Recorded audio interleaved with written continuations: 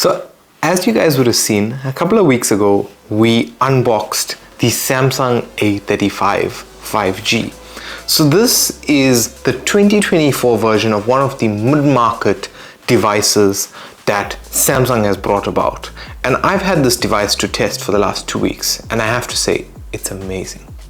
So how's it, guys? So again, this is the A35 5G, and it was announced on the 11th of March 2024. Some of the main things that Samsung talks about with the device is that it has an amazing camera, it has awesome performance, as well as awesome durability built into this phone.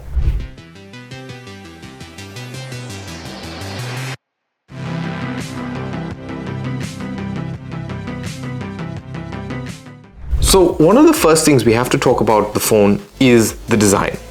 And Samsung has introduced a glass back with the A35, right? So it's a Gorilla Glass back, and obviously we have the Gorilla Glass front, right? And it has a plastic frame. So as part of the frame, something new in the A range for 2024 is what they call their button island. So if you can see, it actually has been machined, and then where the buttons are, it raises out slightly, right? So that's that. One of the second design changes comes in the front, where now we have an infinity dot circle for the selfie camera, and it's not the U, which just looks horrible. So I'm happy about that. And then when it comes to the back, I think this is gearing towards a look of almost the S range, but it's the sort of mid-market range with that. And we see our triple camera setup. Now, let's talk about the specs. So now, in terms of specifications of the device, right? The screen is a 6.6-inch display with an 84.8 screen to body ratio, right? It's a Super AMOLED 120 Hz display with a resolution of 1080 by 2340 pixels. One of the cool things is that this display has 1000 nit brightness, and the glass itself is cornering Gorilla Glass Victorous Plus protection, right? Something also important is that the display actually has an adaptive refresh rate. So basically, if it's not doing anything, it drops the refresh rate to a sort of idle refresh rate. And then when you moving and swiping and all of those things, it ups the refresh rate. So that's awesome. In terms of the physical build of the device, right? So in terms of dimensions, it's 161 by 78 by 8.2 millimeters. As I mentioned, it has a glass front, which is the Gorilla Glass Victorous Plus. It has the plastic frame and the glass back, which we've mentioned already. Something important to note is that this phone is designed and tested to be IP67 dust and water resistant. So up to 1 meter for 30 minutes. The device itself weighs 209 grams. So it's not very heavy, but it does have a very fulfilling feel to the device. In terms of its operating system, it's running Android 14, One UI 6.1. Now, under the hood, the processor is an Inox 1380, a 5 nanometer processor. It's an 8 core, being 4 by 2.4 gigahertz Cortex A78 and 4 by 2 gigahertz Cortex A55 cores. The GPU is the Mali G68 MP5. In terms of storage, so there's a 128 variation or 128 gig variation and a 256 gig variation. This device also has micro SD card support, and in terms of RAM, this device, or all the South African devices, are coming with 8 gigs of RAM as standard, whether it's 128 or 256. The device itself is a 5G network device. The cool thing is that it supports a hybrid configuration. So it can either support a nano SIM and an eSIM, or a combination of both. In terms of connectivity, this runs Wi-Fi 6, Bluetooth 5.3, it has NFC support for Samsung Pay. The USB port at the bottom is a Type-C USB 2.0 port. It is powered by a lithium-ion 5000 milliamp hour battery. When it comes to charging of the device, right, you can charge this device.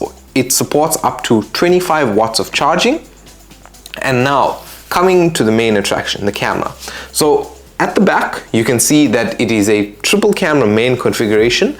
The first being a 50 megapixel wide, the second being an 8 megapixel ultra wide, and the last being a 5 megapixel macro lens. The main cameras can record video at 4K 30 frames per second, as well as 1080p at 30 and 60 frames per second. The selfie camera is a 13 megapixel wide lens, and this can do 4K at 30 and 1080p at 30 frames per second. The device also comes with an under-display fingerprint optical reader or a scanner, so that you have more security over your devices. Now, when it comes to understanding this device, it's very important to note that this device now is, initially when the A range came out, it was your budget devices. What Samsung has gone ahead and done, so they've changed the direction of these A range devices. So the way that I see it is that the A35, the A55 are devices that are geared towards people who want good performance out of a phone and are willing to spend a little bit of money, but do not want to spend exorbitant amounts of money to get over-the-top features like your S range, which is your S24s, your S24 Ultra, which is 20,000-30,000 Rand, right? And that's where these devices come in, because they have very similar features in terms of performance, similar, right? My keyword there is similar. Similar performance in terms of camera, in terms of battery, and the features that are built into this device, right? So why do I say that? It's no longer the budget mid-market devices. That has been taken over by the AO range, right? These are performance mid-market devices. So now let's talk about price. So these devices are available in 3 color variations: awesome ice blue or awesome blue, awesome lilac, or awesome navy.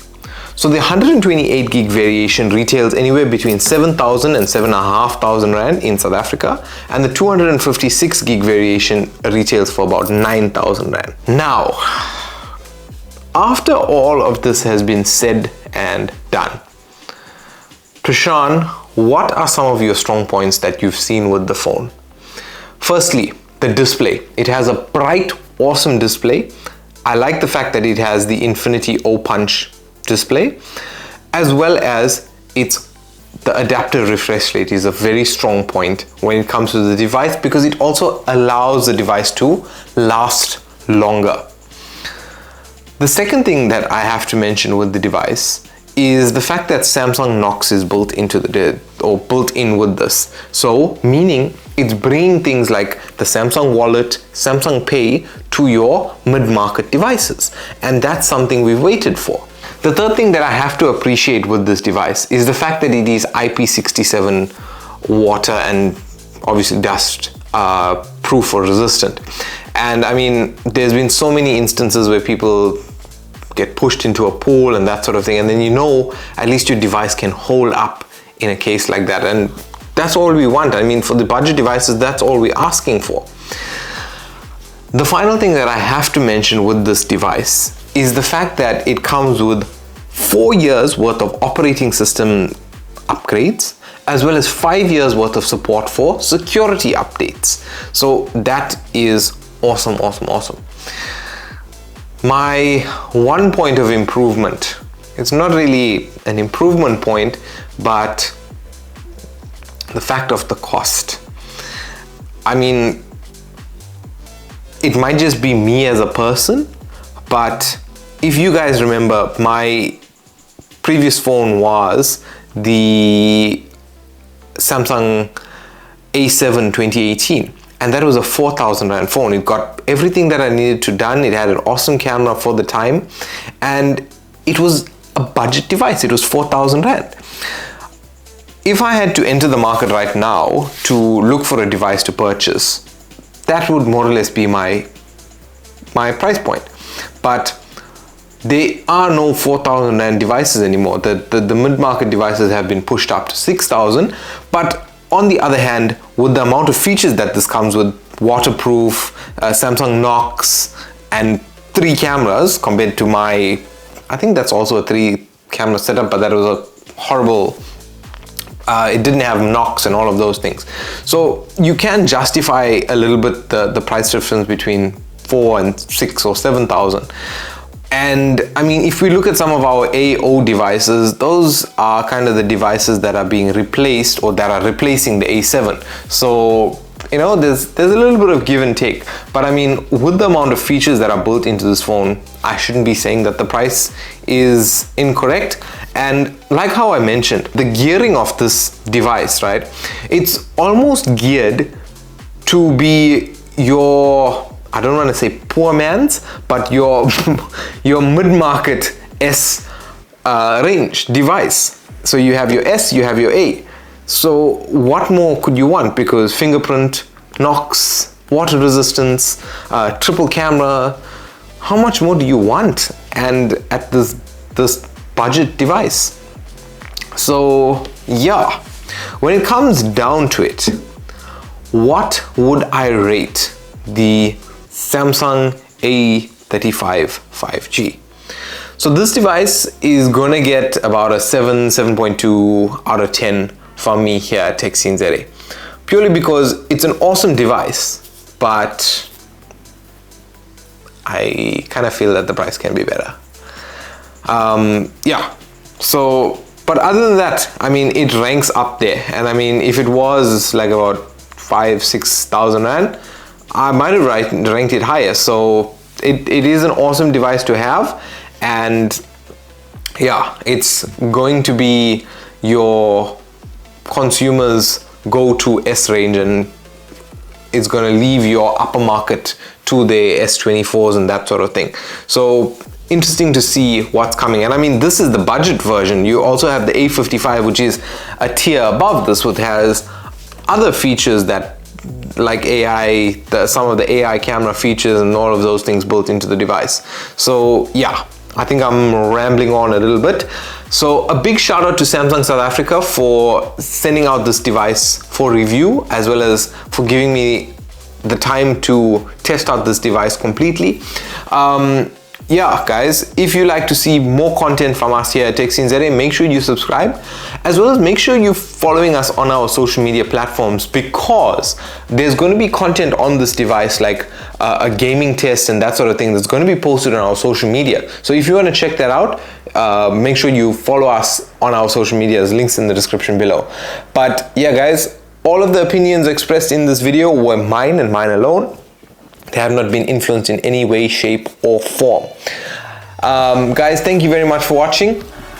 If you enjoyed this video, you can leave a like rating if you did. And as always, my name is Preshaan, and I will catch you in the next video.